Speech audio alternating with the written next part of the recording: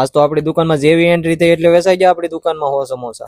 તા તો બધાને ચા પીતા પીતા જય દ્વારકાધીશ ને જય શ્રી રામ. તમારા બધાનું આજના મારા મિની બ્લોગમાં સ્વાગત છે. તો ચાલો આજનો મિની બ્લોગ કરીએ આપણે ચાલુ. પછી તો ફટાફટ ઘરના દાદરા ઉતરીને આપણે તો કરી નાખો આપણો બ્લેક ઘોડો સાફ ને નીકળી ગયા દુકાન તરફ ને રસ્તામાં કરી લીધા બાપા સીતારામના દર્શન ને તમે બધા કરી લેજો. પછી તો દુકાનમાં આવ્યા ભેગી વેચી નાખી આપણે ચા ને કરી લીધા માતાજીના દર્શન ને પછી તો બેઠા તો આ કઈ ઘરા કેમ નતા આવતો. ये नपुंसकता तुम्हें शोभा नहीं देती. युद्ध करना तुम्हारा कर्तव्य है पार्थ.